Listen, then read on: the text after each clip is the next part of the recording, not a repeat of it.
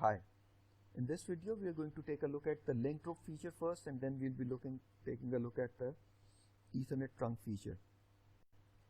The link group feature is used if you want to group different links into a single group, so that if the status of any one of the links changes, the status of the other links is also changed, and the firewall passes over the control, or the traffic is going to be forwarded through the other firewall. So link group feature is generally used where we cannot use the IP link feature or BFT, or we cannot track the interfaces using the IP link or BFT features. As you can see that a link group is used to bind the status of multiple physical interfaces to form a logical group. And if one of the interfaces within logical group is faulty, for example this one, the system sets the status of all other interfaces to be down.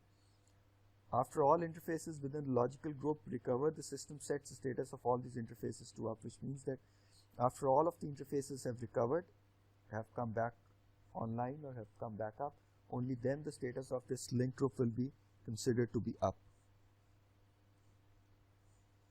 If you look at the hot standby scenario using the link group feature, you can see that these are two firewalls which we have, and we are using VRRP on these two firewalls. However, we are not using, since we have router on one side and switch on the other side, we want to make sure that if this link goes down, immediately if the firewall considers that this link is down as well, and it passes over the control to firewall B. So in this case, we are going to implement the link group feature on these firewalls, and we are going to combine these two interfaces into a single link group. In order to do this, we go to system, we go to high availability and link group, and we use, for example, link group 1, and we add interfaces into this link group. The interfaces which we want to combine together into one group, we add them to the same link group, so that if one interface goes down, the other will also be considered down, and then the traffic can be shifted to the standby firewall. So for example, you can see that you include interface gigabit 1/0/0 and 1/0/1 both to link group 1. In this way, both these interfaces are considered to be belong to the same link group, and if one interface goes down, the other one will also be considered down, and then the firewall can move traffic, or the traffic can be forwarded through the standby firewall. The purpose of Ethernet trunk is, or the concept of Ethernet trunk feature is, when you combine multiple links into a single logical link. Generally, this is done when you want to increase the bandwidth between the two devices, or the connective bandwidth of the connection between two devices, or you want to load balance the traffic between multiple links, and this also improves the reliability of connection between two devices. So generally, if we are talking about our high availability scenarios between the firewalls, generally we would be configuring Ethernet trunk on the heartbeat link or on the HRP link between the two firewalls. So we will combine multiple links, at least two links, into an Ether trunk, and then use that Ether trunk for carrying the HRP messages across the two firewalls. So the status information and the configuration information between the two firewalls is going to be exchanged across an Ethernet trunk link, which is configured between the two firewalls.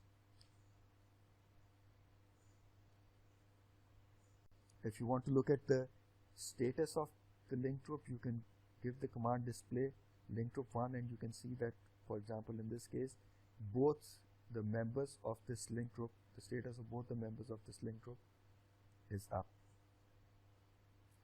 So this is the link group feature on Huawei firewalls. Similarly, if you want to take a look at the Ethernet trunk feature on the firewall, this is a very powerful feature which is available, which is a standard feature, which is also available on Huawei firewalls. So this is, for example, the scenario. So we bind the heartbeat interface to the Ethernet trunk interface. So we are going to create an Ethernet trunk interface between the two firewalls, combining two interfaces together, and then we are going to configure this trunk interface as the heartbeat interface. If you look at the configuration, you can see that you combine the two interfaces together, and they are going to be in the routing mode because the heartbeat interface has to be in the routing mode. This is a layer 3 connection.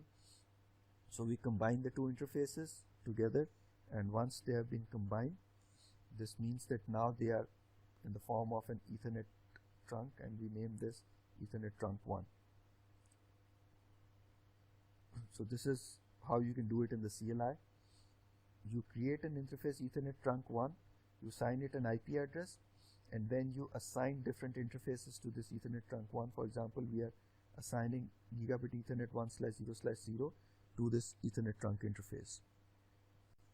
If you want to monitor the status of this interface, you can issue a display Ethernet trunk command on the firewall in the command line, and you would be able to see the physical status or the actual status of this interface. And you can see that these are the two interfaces which belong to this Ethernet trunk, and the status of both the interfaces is up. So this was all about high availability, different high availability features on the firewall. And if you remember, the features or the different features that we looked at on the firewall were included IP link, BFD, hot standby, link group, and finally Ethernet trunk. So these were the different high availability features on the firewall. I hope you understand those features now, and you would be able to implement those features in your firewall deployments. So see you in the next video with the next module. Thank you.